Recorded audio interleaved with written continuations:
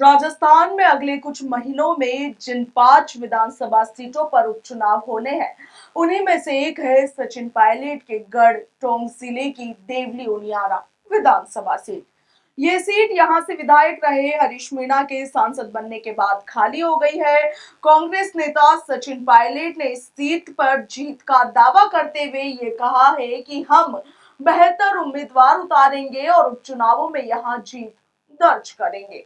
चुनावों के मद्देनजर बीजेपी और कांग्रेस ने चुनाव समितियों का गठन कर चुनावी तैयारियों को अमली जामा पहनाना शुरू कर दिया है। इसके साथ ही दिल्ली से लेकर जयपुर तक नेताओं में टिकट पाने की दौड़ भी शुरू हो चुकी है। इन संभावित उम्मीदवारों में दोनों ही दलों के कई बड़े नाम शामिल हैं। 2023 में हुए विधानसभा चुनाव में इस सीट पर कांग्रेस के हरीश चंद्र मीणा ने बीजेपी के विजय बैंसला को 19,175 वोटों से हराकर लगातार दूसरा चुनाव जीता था। देवली उनियारा सीट पर उपचुनाव को लेकर कांग्रेस की ओर से पूर्व विधायक रामनारायण मीणा का नाम संभावित उम्मीदवारों में सामने आ रहा है। रामनारायण 2008 से 2013 तक इसी सीट से विधायक रह चुके हैं। प्रियंका गांधी के नजदीकी माने जाने वाले धीरज गुर्जर भी उम्मीदवारों की दौड़ में शामिल है। वहीं सीट पर कांग्रेस की तरफ से जो सबसे ज्यादा नाम चौंका सकता है वो है प्रहलाद गुंजल का।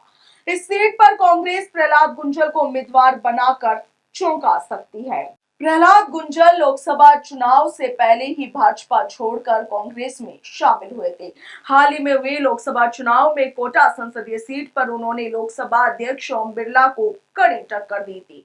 प्रहलाद गुंजल गुर्जर समुदाय से आते हैं और उनके समुदाय में काफी पैठ है। ऐसे में गुर्जर बहुल इस सीट पर कांग्रेस उन्हें उम्मीदवार बनाकर बड़ा दांव खेल सकती है। वहीं बीजेपी की ओर से 2013 से 2018 तक इसी सीट से विधायक रहे राजेंद्र गुर्जर और 2023 के विधानसभा चुनाव में भाजपा के प्रत्याशी रहे विजय बैंसला के नामों की चर्चा प्रमुखता से है। इनके अलावा अलका गुर्जर, विक्रम सिंह गुर्जर, सीताराम पौसवाल और मंत्री प्रभुलाल सैनी भी टिकट की दौड़ में शामिल है। आपको बता दें कि इस क्षेत्र में राजनीतिक मुद्दे गैर हाजिर है। इस सीट का चुनावी इतिहास रहा है कि यहां जातिगत आधार पर ही चुनाव लड़ा जाता है। भाजपा जहां गुर्जर उम्मीदवार पर दांव खेलती है तो वहीं कांग्रेस मीणा जाति का उम्मीदवार चुनती रही है।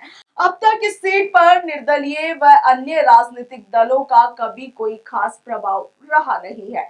सिर्फ भाजपा और कांग्रेस के बागी उम्मीदवार ही थोड़ा बहुत चुनावी समीकरणों को प्रभावित करते रहे हैं। Bureau report, Punjab Kesari, Rajasthan.